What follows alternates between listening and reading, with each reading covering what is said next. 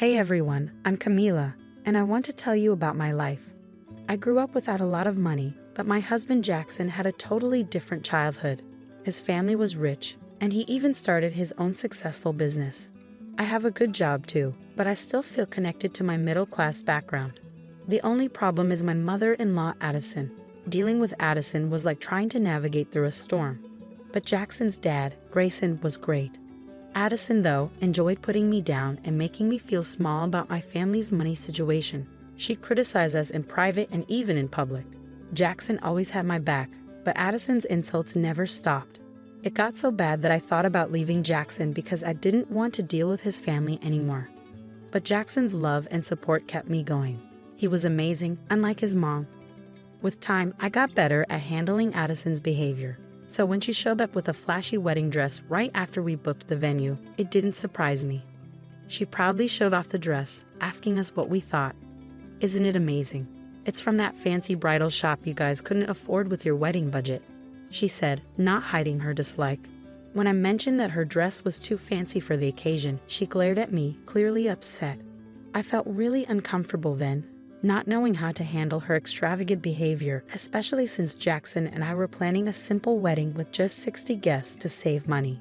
We didn't want to spend too much, so I found a simple wedding dress that fit our budget.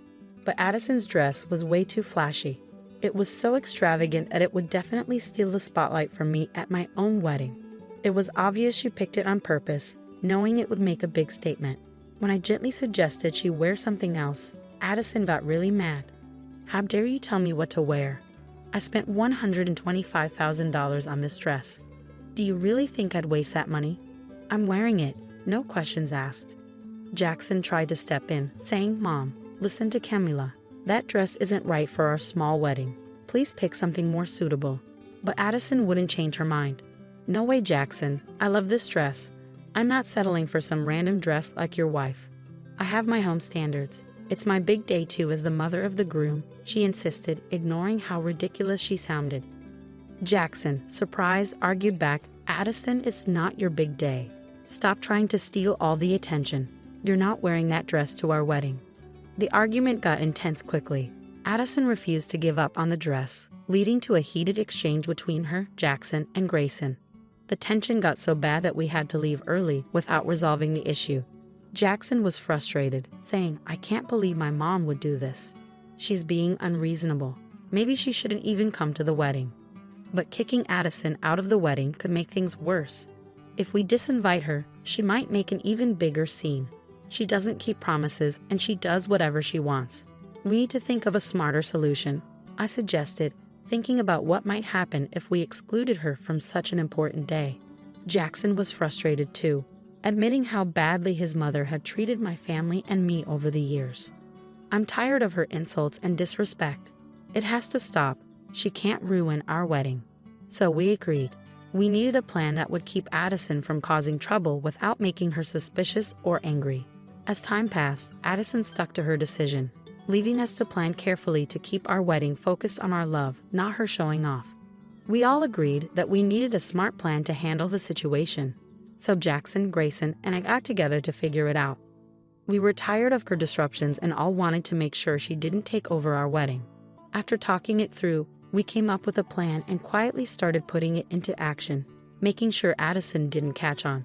We stopped talking to her about the dress and only gave her basic information about the wedding, which didn't bother her much since she was too busy trying to outshine me. Just a few days before the wedding, we were having dinner at my in-laws, and Addison couldn't contain her excitement.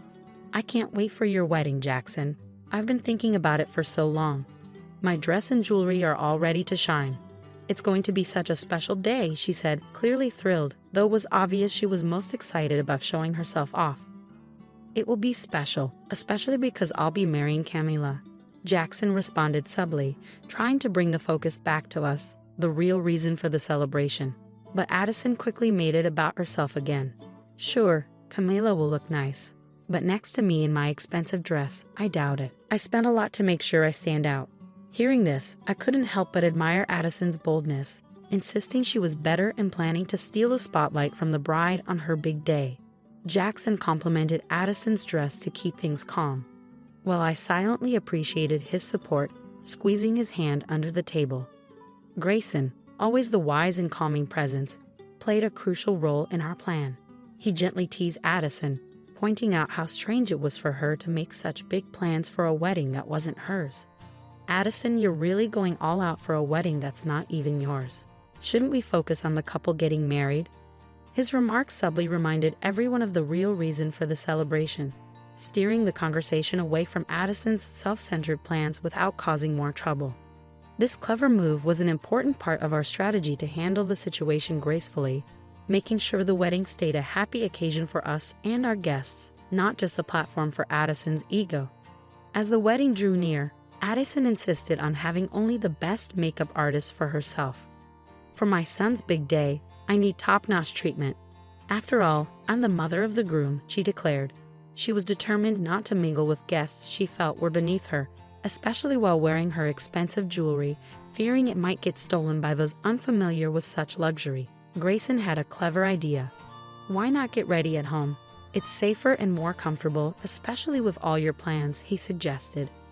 Addison loved the idea of making a grand entrance and praised Grayson's thoughtfulness, unaware of our hidden agenda. Grayson exchanged a knowing look with us, showing that our plan was going smoothly. Caught up in her own excitement, Addison didn't realize she was falling into our trap. The thought of her surprise on the wedding day brought quiet satisfaction to Jackson and me. Even though I wish I could see her reaction in person, knowing the plan was in motion allowed me to focus on the joy of the upcoming wedding, feeling a sense of relief. While there was a slight worry about the plan being discovered, Jackson and our supportive friends helped ease those concerns. Everything was organized perfectly, reigniting my excitement for the special day. After months of stress, I felt genuinely thrilled about our wedding for the first time in a while. It was shaping up to be a celebration of our love, free from any outside drama. As the wedding morning arrived, bright and beautiful, it felt like the start of a new chapter we had been eagerly waiting for. The weather was perfect, adding to the joy of the day. Grayson, my amazing father-in-law, was the first to arrive at the venue, well before the rest of us. He stopped by to check on me, and despite my nerves, he'd assured me that everything was going according to plan. "Don't worry, dear," he reassured me, explaining his early arrival was due to Addison's difficult behavior. "Her makeup artist won't be here for another hour. We have plenty of time." I felt immensely grateful for Grayson's support. "Thank you so much, Grayson. I can't express how much this means to me," I told him. He smiled warmly, reminding me that I was now part of the family and assuring me that the day would unfold just as we had envisioned. His presence was a comfort, especially considering the challenge of dealing with Addison as my mother-in-law. I felt fortunate to have Grayson by my side. After checking in on me, Grayson made his way to where Jackson and I were getting ready for the ceremony. The day was shaping up to be everything I had ever dreamed of. I'll always remember the look of love on Jackson's face as I walked towards him, escorted by my uncle. Both of us were overcome with emotion, surrounded by our closest friends and family, with Grayson's supportive presence adding to the moment. As for Addison, her grand entrance didn't go as planned. Dressed in her expensive gown and covered in diamonds, she expected all eyes to be on her. But when she arrived at the venue, she was in for a surprise. It was empty. Confused and a bit panicked, she called Jackson, her voice filled with disbelief. "Jackson, what's going on? Why is nobody here?" she asked, clearly caught off guard by the turn of events. Addison frantically searched for us at the venue, puzzled by the absence of familiar faces. Jackson broke the news. She wasn't at the right place because she hadn't been invited to the real wedding. Her confusion quickly turned to disbelief, eliciting laughter and amusement from our side. Even Grayson struggled to contain his laughter, finding the situation quite amusing. As Addison pressed for answers, insisting she was speaking with Jackson and not me, her confusion grew deeper. Jackson calmly explained that although the venue she was at had been booked initially, we had chosen a different location for our ceremony. Learning that the wedding had already happened without her left Addison in disbelief, questioning why she hadn't been informed earlier. Jackson, growing impatient, pointed out that her exclusion was intentional, a decision made to prevent the disruptions her presence might cause. Despite his explanation, Addison couldn't believe that her own son would go to such lengths to keep her from his wedding. The conversation heated up as Jackson confronted her about the unnecessary drama surrounding her dress and her attempts to steal the spotlight from the bride. His firm stance surprised Addison, who struggled to come to terms with the consequences of her actions. Jackson's firm assertion that the day belonged to him and his wife, not to his mother, marked a clear end to the dispute, highlighting the significance of the occasion for the couple over any individual's desire for attention. Jackson emphasized that he would no longer tolerate Addison's disruptive behavior, making it clear that the wedding day was about him and his wife, not anyone else. After delivering this message, he ended the call. Despite Addison's continued attempts to reach him and multiple calls to Grayson, we went on to celebrate our reception surrounded by loved ones, undisturbed by the unfolding drama. During a moment alone, I noticed a call from Addison on my phone. Preparing myself, I answered, only to be met with accusations and insults. She blamed me for her exclusion from the wedding, accusing me of manipulating her son and labeling me a gold digger, envious of her potential to outshine me on my own wedding day. I calmly refuted her claims with facts, explaining that Jackson makes his own decisions based on what he believes is right, and his choice to exclude her was his own, though I did not try to influence him. Undeterred, Addison threatened to crash the reception, claiming she was already outside. I brushed off her threats with a mix of disbelief and indifference, reassuring her that she would find no support here. Returning to the reception, I braced myself for whatever scene might unfold. As expected, Addison's attempt to enter the venue quickly escalated. Dressed in her extravagant gown and denied entry by security, she epitomized frustration and entitlement, her actions bordering on the absurd. Rather than garnering sympathy, this spectacle only reaffirmed our decision to keep her away from our celebration. The guests, aware of the situation, rallied behind us, leaving no room for Addison's theatrics to disrupt our special day. Her attempt to steal the spotlight didn't end in triumph, but in a public display of her own making, starkly contrasting with the joy and unity inside. The disturbance Addison caused outside the venue quickly caught the attention of our guests, prompting everyone to witness the source of the commotion. When Jackson came across his mother causing a scene, his frustration reached its peak. He confronted her, dismayed by her refusal to respect his wishes and her insistence on blaming his wife. "Mom, what are you doing here? I clearly told you that you weren't invited. Why can't you understand that?" Jackson's patience wore thin as Addison played the victim, accusing him of being manipulated by his wife, whom she labeled as jealous. "Mom, listen to yourself. My wife isn't the problem here. It's you, trying to overshadow her with that extravagant dress and jewelry. You knew she had a modest budget. Your actions were meant to belittle her," Jackson argued, hoping to make her realize the selfishness of her behavior.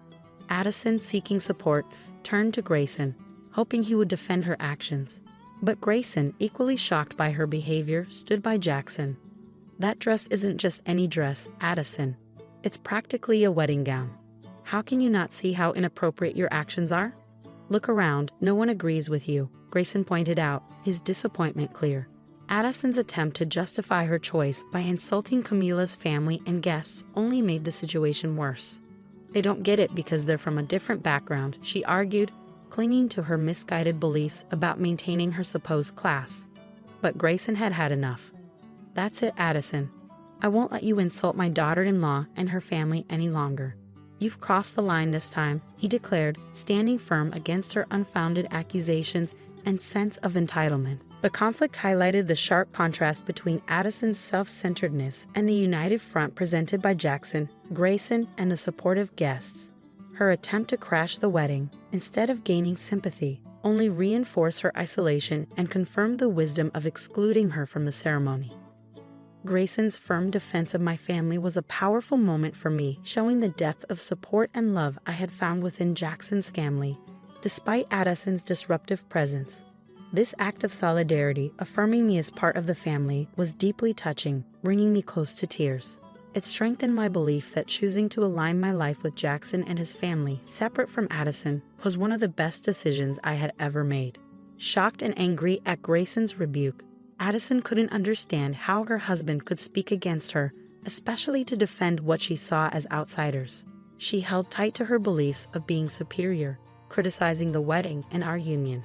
But Grayson's response was surprising and definitive. He expressed regret not for our wedding, but for his own with Addison, admitting their marriage was a mistake due to her unbearable behavior. Then he announced his intention to divorce her, leaving Addison speechless. Grayson wasn't alone in his decision. Jackson also cut ties with his mother, prioritizing the well-being of his wife and their future together over Addison's toxic influence. This decision showed a commitment to shield our new family from further turmoil. Addison was shocked and disbelieving.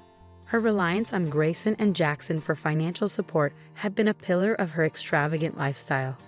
Grayson's mention of divorce, along with the prenuptial agreements in place, meant Addison stood to lose not only her family but also the financial security she had taken for granted. Her lavish spending, highlighted by the purchase of the expensive dress, had been unsustainable on her own, relying instead on her husband's wealth. The news of impending divorce and our decision to cut ties with Addison marked a turning point for her. The consequences went beyond losing family connections to a harsh financial reality. Her once secure future, buoyed by wealth and status, now looked uncertain, with the protective clauses of prenuptial agreements leaving her with little to claim. This sudden change in circumstances served as a sobering reminder of the costs of her actions and attitudes, highlighting the transformative impact of Grayson and Jackson's decisions on our collective future. Jackson, Grayson, and I had discussed the situation thoroughly, recognizing the need to set boundaries to protect our new family. Grayson had been considering separation from Addison due to long-standing unhappiness, while Jackson and I were determined to shield our relationship from her toxic influence. Addison, taken aback by the realization that her actions had real consequences, had to face the fallout publicly. Her pleas for leniency, framed as an overreaction to a single dress incident, were met with firm rebuttals. It was evident to everyone, especially Jackson and Grayson, that her behavior went far beyond one incident. They pointed out her consistent mistreatment of me as the underlying problem, dismissing her claims of unfairness as baseless. In a last-ditch effort to gain sympathy, Addison turned to me with tears, pleading for forgiveness. She clung to me, painting herself as a remorseful victim of circumstances. Yet her plea lacked sincerity. It quickly turned sour as she resumed name-calling and accused me of tearing her family apart. Her abrupt shift from fake remorse to open hostility only reinforced our decision to distance ourselves from her. Her failure to offer a genuine apology or acknowledge the impact of her actions further alienated her, not just from me but from everyone present. The guests, initially watching quietly, grew increasingly disapproving as Addison's true colors emerged once more. This scene marked a significant moment for our family. It wasn't just about keeping Addison at arm's length. It was about reaffirming our commitment to respect, unity, and the well-being of our shared future. Addison's failed attempt to reconcile, quickly overshadowed by her return to blame and manipulation, only strengthened our determination. The way forward was evident, marked by a united stance against toxicity and a shared commitment to nurturing a supportive and loving environment free from past grievances. Jackson acted swiftly. Without allowing Addison a chance to argue, he instructed security to escort her out. Meanwhile, both sides of the family and our friends openly criticized her behavior. It was a moment of validation as we watched her being escorted away, allowing us to resume our celebration surrounded by genuine supporters. The very next day, Grayson took decisive action. He returned home only to inform Addison to leave their shared residence and had his lawyers serve her with divorce papers. Her attempts to sway Grayson with tears, screams, and threats in front of the lawyer were futile.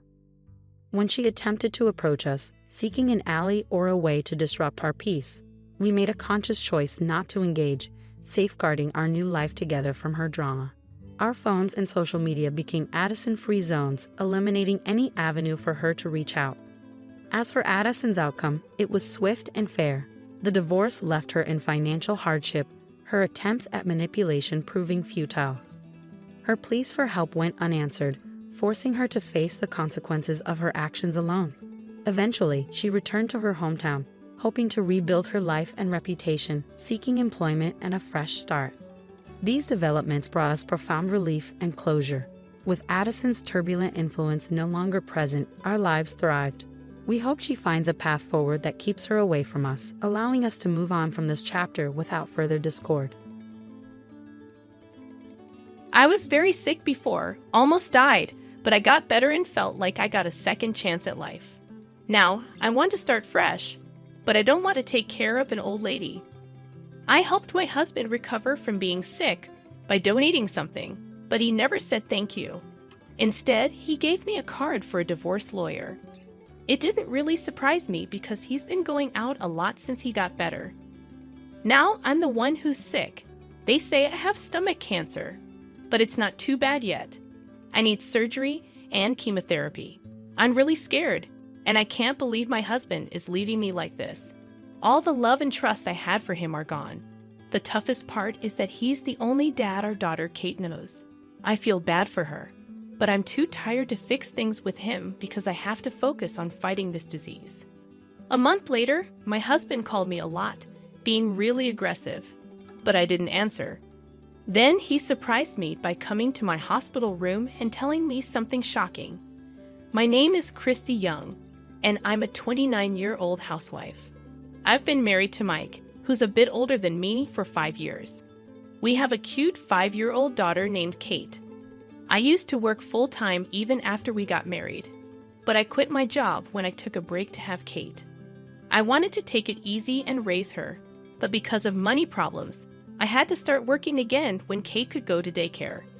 Luckily, my sister-in-law, Lisa, is the boss at an apparel company, and she hired me.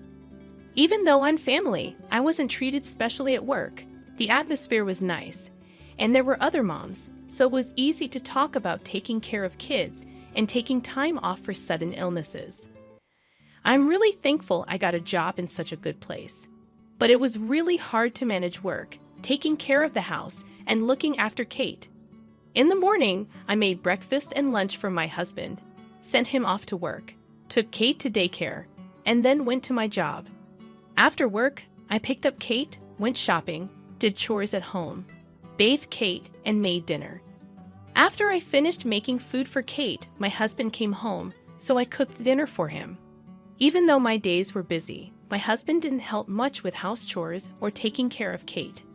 Even when Kate was sick in the morning, he didn't seem to care and would still ask for his breakfast. When I needed him to do the grocery shopping because I had to work late, he complained about being tired from work. I was tired too, but I didn't have the energy to argue, so I ended up doing everything on my own. Our lives changed suddenly when my husband was told to get a detailed health check after his company's checkup showed some bad results. He didn't want to get retested because he felt okay, but he started feeling uncomfortable with unexplained bruises and bleeding gums. It would be bad if he ignored it, and it turned out to be a serious illness. We had to think about Kate's future, so I asked him to get a thorough checkup, and it turned out he had leukemia. Why is this happening to us?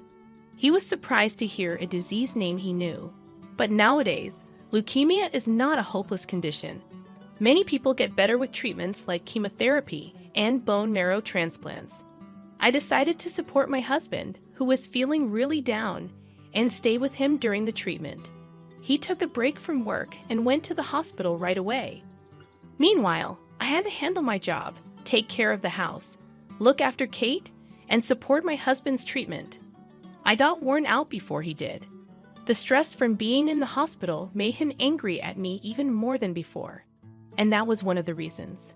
I knew he was upset about the situation, but honestly, I was tired from working, taking care of Kate, doing chores, and visiting the hospital in my free time. That's when Lisa, my sister-in-law, offered to help. "Why did you come live with me? I can help with the housework and take care of Kate." She was the boss at a company, and I knew she was always busy with work. She was hands-on and involved in sales, not just giving orders to others. This made it easier for the staff to share their thoughts. I knew she had a lot on her plate. "I really can't trouble you," I said. "You're busy too," Lisa said.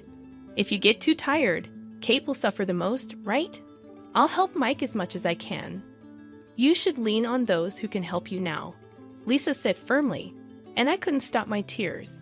I was worried about Mike, Kate's future, and my own health. Lisa's presence was a huge relief, and her encouraging words comforted me. Mike's parents had already passed away, and Lisa lived alone in her parents' big house. I always thought it was too big for one person. I didn't want to sell it because it holds memories of my parents, but I was glad she invited us to stay there. You two can come. She warmly welcomed me and Kate. Living with Lisa was really nice. We always got along, and it felt like having a real sister. Lisa, who lived alone for a long time, was good at doing housework. She actively helped, making my life much easier than before. During that time, there was hope for Mike's treatment. I was found to be a good match to donate bone marrow for his transplant. When Mike got diagnosed with leukemia, Lisa and I got tested to be donors. Finding a matching donor is not easy, but the chances are better with siblings. We were sad when we learned that Lisa's marrow wasn't a match. But when we found out that mine could help Mike, he was really happy. I had to stay in the hospital for a few days to give bone marrow. During that time, I had to take a break from work and couldn't take care of Kate. It was tough for Lisa, but she didn't show any annoyance. Thanks a lot for helping my brother. I'll do everything I can to support you, so don't worry.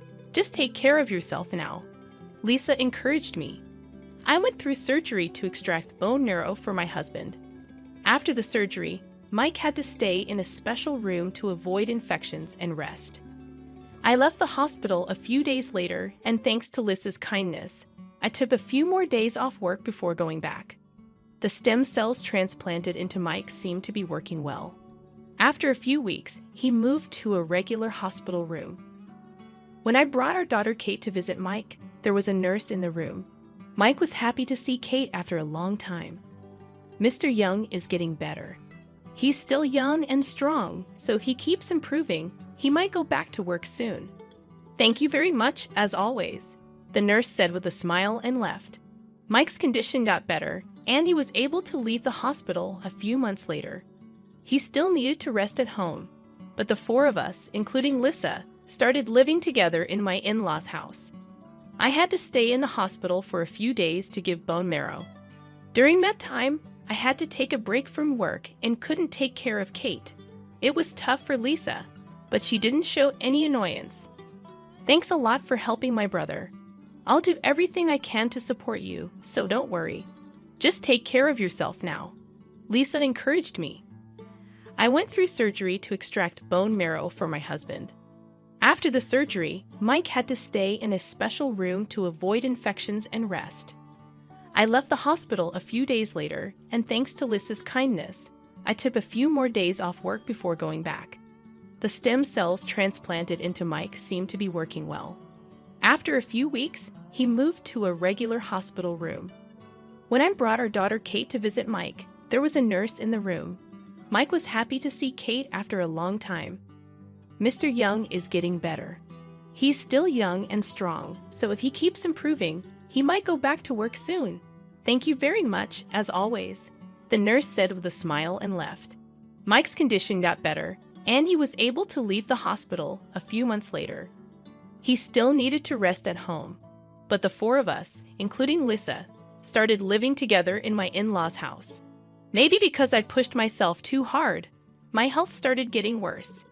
Eating became difficult, and Lisa noticed I might have lost weight. At this point, Mike had almost fully recovered and was back to work. Even though I didn't have to take care of Mike anymore, the chores and looking after Kate didn't decrease. Even when I wasn't feeling well, Mike, who had a lot of energy again, started going out alone more on his days off. He didn't seem to notice I was unwell and didn't offer to help with the chores. When I asked him where he was going and who he was with, he got mad and said, "I have a private life too." Eventually, the stress made my stomach hurt all the time, and Lisa suggested I get a full checkup. Since Mike had been really sick before, I thought it would be good to catch any issues early for Kate's sake. This time, the doctors found out I had stomach cancer. Luckily, it seemed to be slow growing, but I still needed to go to the hospital and have painful chemotherapy. When I suddenly had to go to the hospital, Kate got worried. But her dad was out, so he couldn't comfort her. Instead, Lisa, my sister-in-law, stayed with Kate so I could get ready for the hospital. While I was getting ready, Lisa took Kate out for some shopping. While I was quietly getting ready, my husband Mike came home. What's happening? Are you going on a trip? I was upset because he seemed so carefree. I have stomach cancer. I've been feeling sick, so I went for a checkup today. That's what the doctors found. I need to stay in the hospital. Hospitalized. What about the house? Are you leaving it all to my sister? I was surprised that his first worry was not about my health. Well, this is just great, huh? Let's get a divorce. I was confused and shocked by his sudden request. I had always taken care of him when he was sick. And now that I'm the one who's sick, he wants to leave me. I almost died once, but I got better, and it feels like I got a new chance at life. I want to start fresh, and I don't want to take care of an old lady. Even though I helped Mike recover by being his donor, he never said thank you. Instead, he gave me a divorce lawyer's card. You don't even wear makeup at home. I can't see you as a woman anymore. I'm busy with work, chores, and taking care of Kate. I don't have time for makeup. That's just an excuse. Plus, you have cancer now. I can't handle that. I was surprised by Mike's angry demand to sign divorce papers quickly. I was already worried about the cancer. Despite feeling frustrated and anxious, I wasn't shocked. Since Mike got better, he started going out a lot, and I felt suspicious. With this illness, all my love and trust for him disappeared. What hurt the most was that, for Kate, he was her only dad. I felt bad about making her a child of a single parent, but with the cancer battle ahead, I didn't have the energy to fix things with Mike. Now, we're just like strangers. Mike had a satisfied smile. Is it done? Don't just barge in like that. You're taking too long. Suddenly, a new young woman showed up at the door. She had bold makeup and a stylish dress. She looked beautiful, but when I looked closely, I recognized her face. Are you the nurse from Mike's hospital? It was a bit hard to tell because she wasn't in her uniform, but she was the nurse who took care of my husband. Apparently, she became his girlfriend at some point. Yes, that's me. I took care of him a lot when he was sick, more than you ever did. Mike said proudly. I was shocked by what he said. Taking care of a sick person is what nurses are supposed to do. It felt unfair to be compared to her in that way. Leave this house right now. This is my family's home. Mike said firmly. Yes, it's my husband's family home, but it's now in Lisa's name, my sister-in-law. If I divorce Mike, Lisa, and I will become strangers. It's sad to part with Mike, but it's even sadder to be separated from Lisa, who is kind, reliable, and has a good relationship with my daughter Kate. But there's nothing I can do about it. I packed my suitcase with only the important stuff. Besides getting ready for the hospital, I no longer love my husband, and I want to leave this situation as soon as possible. While I was getting ready quietly, Lisa and Kate, who had gone shopping, came back. We're home. Oh, do we have a visitor? Lisa looked surprised to see a lady she didn't know, and Kate, sticking close to Lisa, seemed confused, so I said clearly, I'm going to break up with Mike. Lisa looked just as surprised as I felt. Then, like she figured something out, she gave Kate some snacks she had just bought and told her to eat them in the other room. With only grown-ups around, Lisa stared at my husband right away. What's going on, Mike? Mike looked a bit scared when Lisa, not me, talked to him. He's leaving me to start a new life with that lady over there. Since you and I won't be family anymore, he wants me to go away.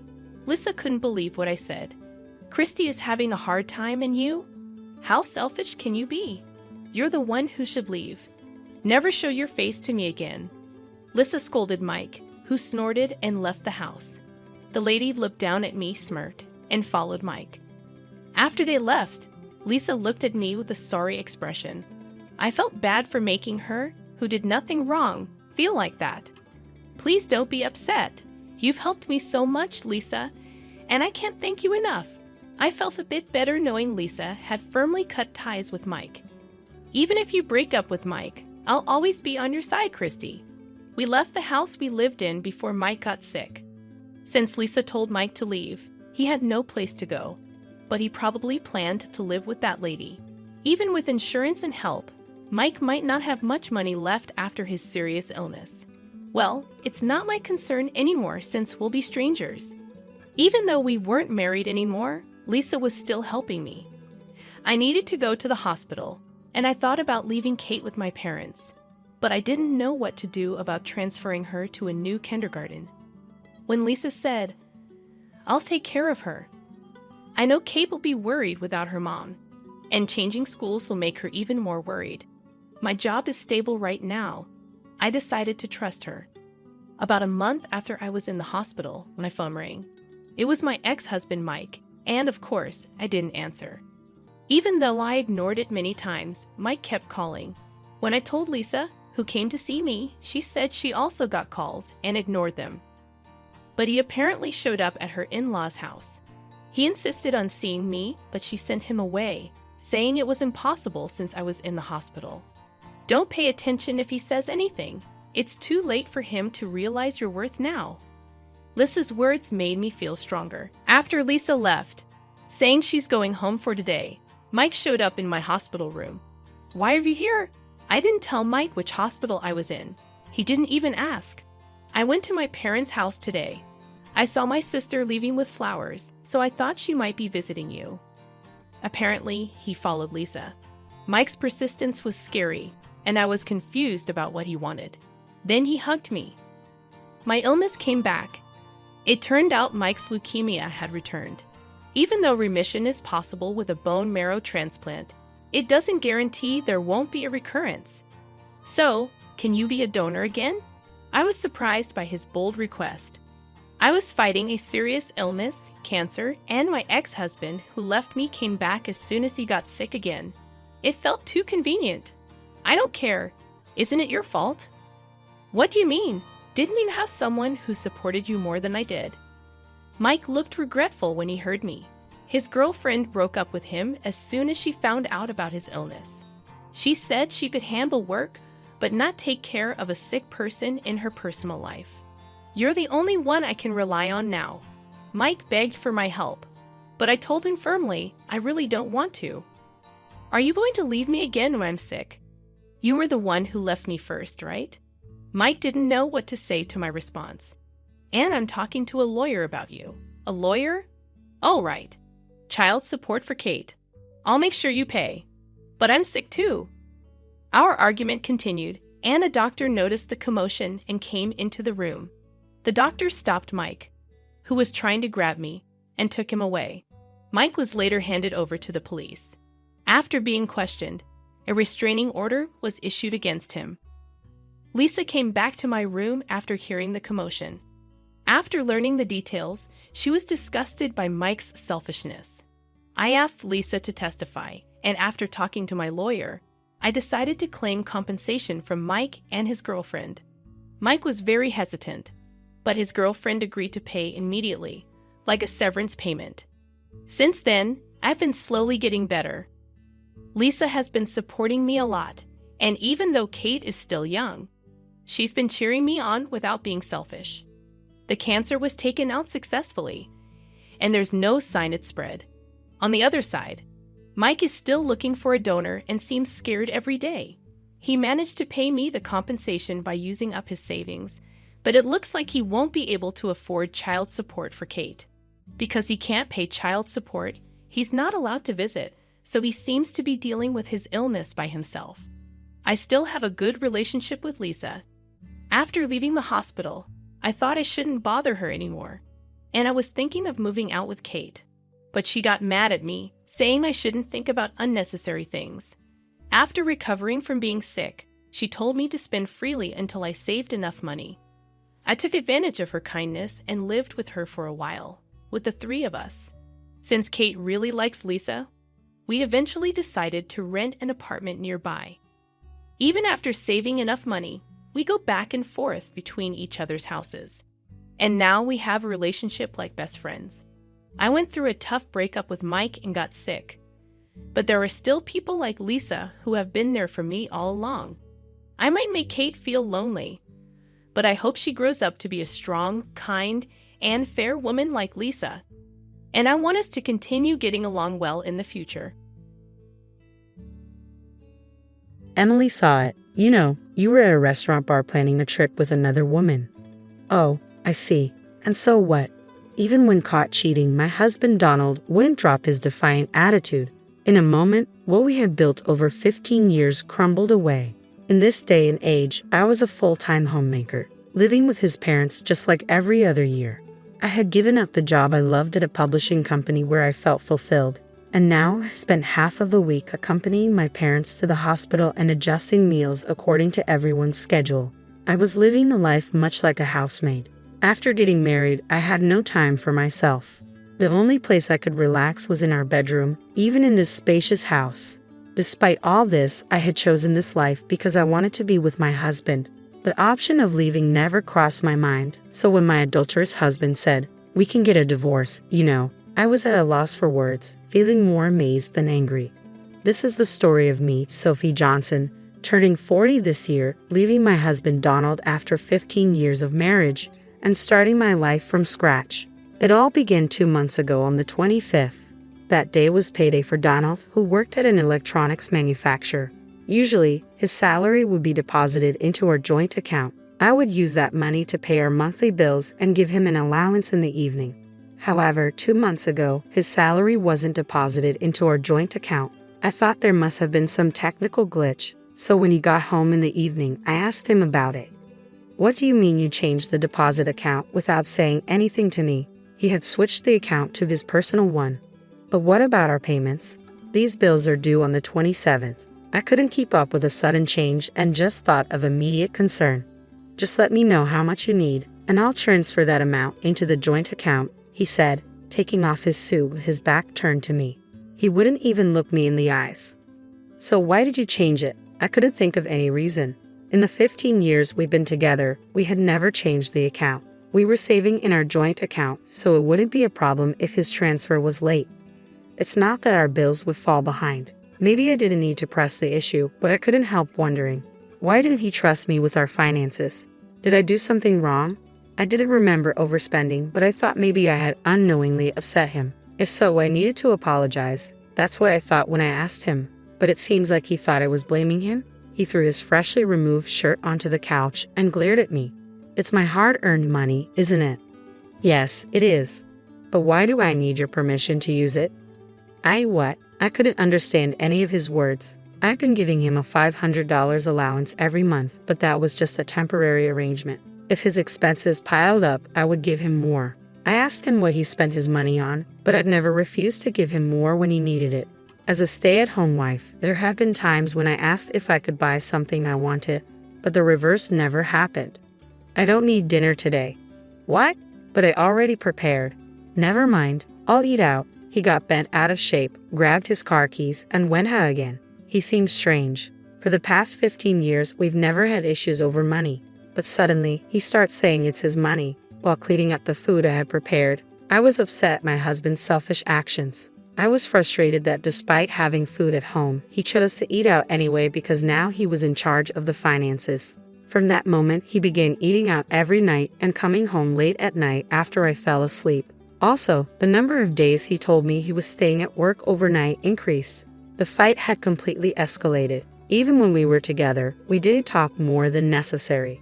As time passed, it was hard to find a chance to make up, and I started blaming myself. We'd never had a fight last this long before. It was a minor issue that he changed the bank account without consulting me. If he wants to manage the finances, that's fine. After about 2 weeks of awkwardness, I began to reconsider like that. Then one day, I received a message from Emily, who was my colleague when I worked at the publishing company. "Hey, how are you doing?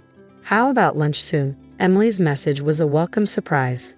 We used to go out for drinks after work and spend our days off together when we were single. Now, with families of our own, we didn't contact each other as much but still tried to meet at least once or twice a year. Her invitation came at a good time, and I agreed readily. 2 days later, in the afternoon, we were sitting in a cafe in the next town. "So they moved into the care facility, huh?" "Yeah, both of them in the same place." Emily asked how things were going, and I told her about my parents-in-law moving into a nursing home a few months ago. "I know I shouldn't say this, but it's a good thing. It must be a relief for you." She looked pleased, knowing how much I had been struggling to find time for myself. She seemed relieved now. "Well, I do have to get their clothes, visit, and accompany them to their doctor's appointments, but still, my life has become a lot easier. This was the first time since I was single that I was able to casually make time to meet with a friend. You're such a dutiful daughter-in-law. Is Donald still hands-off? Yes, he seems to want to do nothing on his days off. He never wanted to go anywhere on his days off. In these 15 years, we've never even gone shopping together. Her husband is diligent. He picks her up in his car when it rains and sometimes even does the shopping for her. He never changed at all. Well, since I am a stay-at-home wife, he could at least take care of his own parents. Emily never thought highly of my husband. When we got married, we both had jobs, but he never helped with the household chores. On days when I was too tired to do housework, he found it unbelievable and suggested I become a stay-at-home wife. I didn't want to quit, but I resigned as he suggested, becoming a full-time homemaker. Soon after, I was asked to live with his parents, and I ended up taking care of them.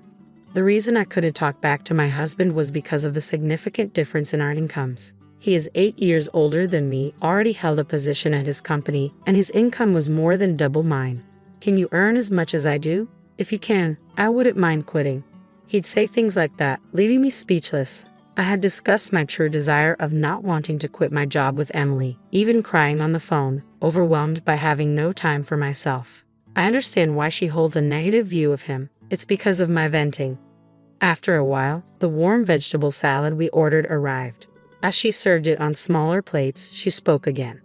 So, how are things with him? Upon being asked, I thought for a while and nodded affirmatively. I had actually come to discuss our big fight, but I didn't want him to be seen in a worse light. Emily paused, holding the serving tongs, and stared at me as I managed only to nod and smile, trying not to arouse suspicion. She stopped serving the salad midway. I'm sorry I asked it in the wrong way. Sophie, things aren't going well with him, are they? Emily's words made it seem like she knew something. I was left flustered and unable to respond as she started talking about something that had happened a few days ago. She recounted being at a dining bar near her office for a work after party. While heading to the restroom, she passed a man in the aisle who turned out to be my husband. He didn't seem to recognize her, so she decided against calling out to him. But noticing that he was in casual clothes made her wonder if he was with me. After leaving the restroom, she decided to take a look at where he was seated. What she saw was him having drinks with a woman who wasn't me. It hit me instantly. He's cheating on you. They were sitting close together, bodies touching as they drank. Was that really my husband? I couldn't believe it. He hadn't come home that day due to working overtime, so there was no reason for him to be in casual clothes. Moreover, he seemed genuinely busy lately. Did he even have the time for cheating in his current state? Although we've been on bad terms recently, I couldn't imagine him resorting to cheating. I just don't see him as that kind of person. Sensing my thoughts, she sighed and added, for the upcoming long weekend, he mentioned going to a place in Malibu. He was showing information about the accommodations on his phone and mentioned something about a prime-grade steak dinner. You could probably find the hotel if you search from there. She started searching for the hotel on her phone, while at the cafe I was still hoping it was just her misunderstanding. However, as soon as I got home, I started looking through his clothes. I don't remember how many clothes he has, so I wouldn't know how many of what item were missing, but I did notice that 2 or 3 of his favorite clothes were missing. Until last year, he would immediately wear them after washing, and they were always at the front of the drawer when opened. But now, they were nowhere to be found, even after searching every corner, the back of the closet, and the drawers of rarely used cabinets, literally everywhere. The only thing that came to mind was him working overtime and even on weekends due to his busy schedule, telling me he had spent a night in the company's restroom because he missed the last train. As I stood in front of the closet, the sound of an incoming email came from my pocket. It was a message from Emily. The email included the URL of a hotel in Malibu. As I stood there in a daze, I slowly pressed the link and a stay plan with a dinner including prime-grade meat was displayed. I felt dizzy, like I was having a bad dream. There was a part of me that still wanted to believe in him. But not finding his favorite shirt was a huge blow. 2 days later, the Saturday before a long weekend, he was unusually at home, working with the TV on.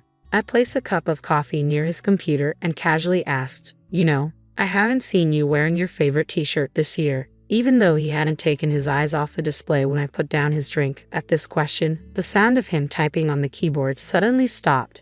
Then he said, Yeah, I'll wear it sometime. making a point of looking at me as he responded. That was unusual. For the past month since that payday, he had been distant, but now, when asked about his shirt, he was making eye contact. I looked for it but couldn't find it, I added, trying to gauge anything from his reaction. He replied, "Isn't it somewhere?" and then looked away, returning to his computer. His reaction made me feel suspicious. Despite mentioning his missing favorite shirt, he showed no signs of being troubled. Normally, in such situations, he would pretend to be troubled just to emphasize that I hadn't taken care of it properly, even if he didn't really need it. Last year, he kept complaining just because it hadn't dried due to the rain. Every change seemed suspicious when it came to him. I couldn't control myself. I had to keep digging until I got clear answers, even if it meant going too far. "You're off for a long weekend, right?" Even though we hadn't reconciled after our last fight, I couldn't help but ask something more intrusive. "Work from when?" "I don't know. There's a business trip. I might have a day off." Was this also a lie? It seemed like it. After all, for the past 15 years, he always took time off during the holidays. Emily's words crossed my mind. Going to Malibu, as she said, mentioned the prime grade steak. Of course, as she also said, the story I heard at the cafe started to feel real, and I felt a surge of anger welling up within me. Before I realized it, I had said it out loud. "Business trip? You mean you're going to Malibu?" Uttering a word that I hadn't asked about, he who had been looking at the screen froze. He slowly turned around, but his expression had changed from earlier. With a weary face, he squinted and glared at me. It was the exact same look he had during our fight on that payday. What the hell is going on? Really rummaging around our room pretending to look for clothes? He sighed heavily. Hearing his words, my lips quivered noticeably. Indeed, I had rummaged through the room, but I found nothing. I couldn't find the t-shirt. Yet despite that, he said it, rummaged through his room. He said so, which means if I had rummaged more, I would have found something that linked to Malibu. I still wanted to believe even while doubting. Emily says she saw it at the wine bar. You and another woman were planning a trip. The things we had built started to crumble away. Oh, is that so? I thought. At times like this, he would hardly make an excuse, but reality was different. He was not flustered at all. He turned away with a defiant look. So what's the point? I was even questioned in return. What does he want to hear? When I became speechless out of disbelief, he piled on words. Who do you think you are? I'm working hard to earn money, enough for a stay-at-home wife to live comfortably. He yelled at me loudly and my head started to ache. I placed a hand on my forehead and took a deep breath. I'm okay with getting a divorce, you know. He uttered those few words. For the past 15 years, no matter what happened, no matter how hard it was, I had tried not to think about it. I was disappointed that he could say it with no hesitation. From that day, he continued to ignore me. Even worse, the moment he found out I knew it, he boldly started communicating right in front of me, like, "All right, I'll pick you up at 7 in the morning." The first time it happened, I was dumbfounded. Was he always like this? The person in front of me was a total stranger. As the long weekend and the day of his trip approached, I found myself in the car driven by Emily, silently witnessing his infidelity unfold before my eyes. "Sophie, did you get a shot of him putting his arm around her waist just now?" "Yeah. You should take as many photos as you can." "Okay." When I recounted my conversation with him on Saturday to Emily, she was furious and urged me to break up with such a foolish man. She also suggested that I take photos as proof of his cheating and claim for emotional damages. She spent her much-anticipated weekend for this very purpose. The woman he was cheating with was around her late 20s or early 30s with a slim figure and wearing revealing clothes. Did he have a thing for her long hair? He stroked her hair over and over with a gentle smile on his face. Since he left the house, I promptly followed and watched everything. From when he picked her up from her apartment, even when he stopped by a convenience store to buy breakfast together, to when they started walking arm in arm in front of the Monterey Bay Aquarium. Now, they just entered a hotel together. I took pictures of all of it with my phone, but each time I pressed the shutter, I pondered over what I was doing. I knew it, but seeing it with my own eyes made me really sad. But I didn't shed a tear. I just stared at his joyful face. That was my day. What do we do now? Shall we stay somewhere for the night? No, let's head back. It seemed she was planning to stay overnight, but I shook my head. I didn't want to waste the money I've saved by scrimping on such a thing. I thought our life as a couple had finally started after my in-laws had been placed in a nursing home. We hadn't been able to go on trips until now because we always took care of our parents first, but from now on, we wanted to create memories as a couple. The money I had planned to use for those times, I wonder if I just wasted 15 years. If I knew it would turn out like this, I wouldn't have married. If I knew I would go through this, I would have divorced him a long time ago. I shouldn't have had to endure and try so hard. Today, seeing his smile for the first time in a while, I wanted to redo those 15 years, though I wanted to cry. I couldn't help but keep sighing. She had been quietly listening, but suddenly she started the car engine and checked the time. What time is it now? After 3 o'clock. Then she made a call and smiled at me. Hey Sophie, let's move out right now. Ha! Hello, sorry to bother you during the long weekend. I appreciate your help. I was taken aback by her sudden proposal. She seemed determined to start something. Panicked, I shook my head at her while she was on the phone, but she ignored me and continued, saying, "It's all good." From that moment, Emily was full of energy.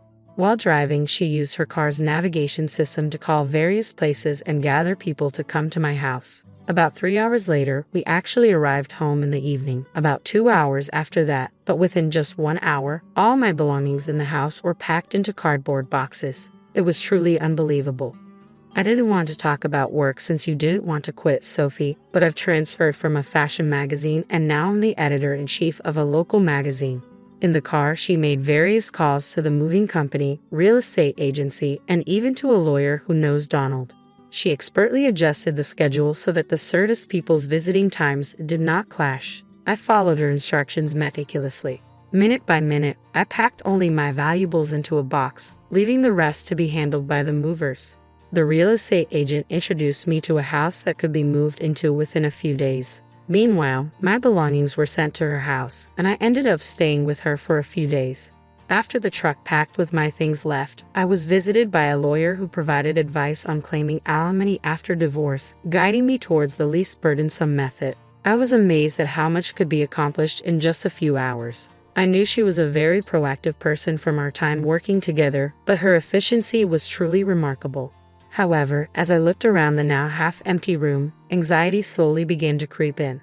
He's definitely going to be mad. The cost of moving was surprisingly low. The studio apartment was affordable, and even the consultation with the lawyer was free, yet it still required money. I made these decisions without consulting him. I'm sure he'll be furious when he gets back from his trip. As I felt our relationship deteriorating rapidly, I became depressed. Then she slapped my back. Hey, being a homemaker is a respectable job too. The money you've saved from being frugal is also yours. Plus, it's his fault. He said he'd transfer the necessary money, right? So let's have him pay even for the cost of living on your own. After being strongly persuaded by her, I took one last look around the house. I remembered how in the early days I had found it difficult to rearrange things. Now, I realized I had placed my toner on the bathroom vanity without hesitation. The shoe rack was filled with my shoes. I had always seen myself as a maid, but maybe I had actually become part of the family. After imprinting the image of the home I had lived in for 15 years in my mind, I made up my mind and nodded vigorously at her. Then, on the last day of the long weekend, I left the house I had shared with him. I was still staying at Emily's place. "Where are you at?" I picked up the call from him with a trembling hand. He asked that with a grumpy voice. Without answering his question, I said the words Emily and I had decided on beforehand. "You said you were okay with a divorce, right? And that you would transfer the necessary money. I am divorcing you. Please provide for the cost of me living alone." "What? Stop talking nonsense and come back." He seemed to think this was just a runaway. I cut off his voice and spoke my final words. "Please have your new partner take care of your parents from now on. Thank you for 15 years. While he was still talking, I hung up. He called back several times, but I didn't pick up. I did feel guilty about how I ended things unilaterally like this, but looking back, I had always accepted his unilateral demands ever since we got married. So I tried to think it is fine, at least in the last moment. The following year was a whirlwind. I negotiated with him through a lawyer and finally secured a divorce with alimony and living expenses assured. Finding peace of mind was a struggle until I landed a job as an office clerk at a local factory, slowly building my life with my monthly salary. "Sophie, can you make the deadline this month?" "Yeah, I'll make it, but I think I'm going to barely make it by the deadline, so I don't have time to chat on the phone." All right, I'll go now. You have your piece this month too. 6 months ago, Emily, who manages our local magazine, added a new section about saving money, and as a frugal person, I've been given a chance to write a couple of pages there every month. I gave up on my dream to work in a publishing company.